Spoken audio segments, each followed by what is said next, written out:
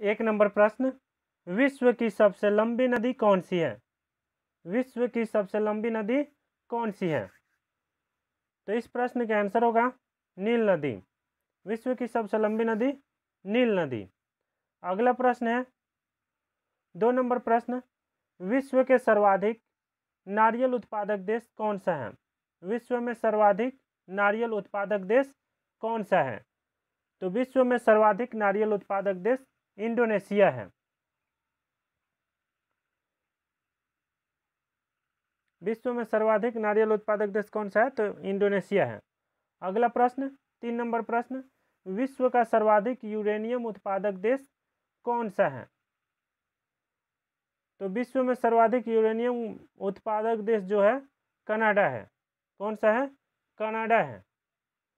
अगला प्रश्न 4 नंबर प्रश्न, पृथ्वी किन 2 ग्रहों के मध्य स्थित है?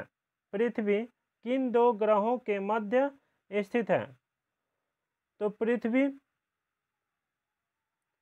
शुक्र और मंगल ग्रहों के बीच स्थित है। प्रश्न है कि पृथ्वी किन 2 ग्रहों के मध्य स्थित है? तो इस प्रश्न का आंसर होगा शुक्र और मंगल ग्रह के बीच स्थित है। 5 नंबर प्रश्न, पेरियार जल विद्युत परियोजना किस राज्य में स्थित है?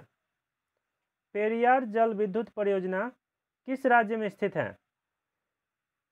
तो इस प्रश्न का आंसर होगा केरल में। पेरियार जल विद्युत परियोजना केरल राज्य में स्थित है।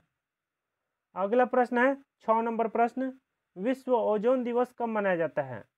विश्व ओजोन दिवस कब मनाया जाता है? तो आंसर होगा विश्व ओजोन दिवस 16 सितंबर को मनाया जाता है। विश्व ओजोन दिवस 16 सितंबर को मनाया जाता है। अगला प्रश्न है 7 नंबर प्रश्न, भारत में सर्वाधिक चंदन की लकड़ी कहाँ से प्राप्त होती है?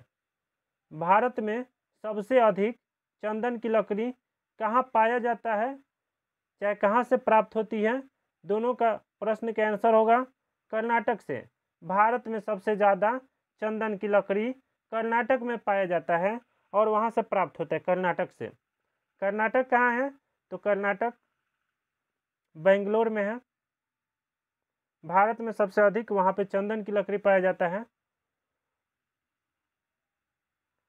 8 नंबर प्रश्न, भारत में साइलेंट वैली प्रोजेक्ट किस राज्य में है? भारत में साइलेंट वैली प्रोजेक्ट किस राज्य में है? तो इस प्रश्न का आंसर होगा केरल में।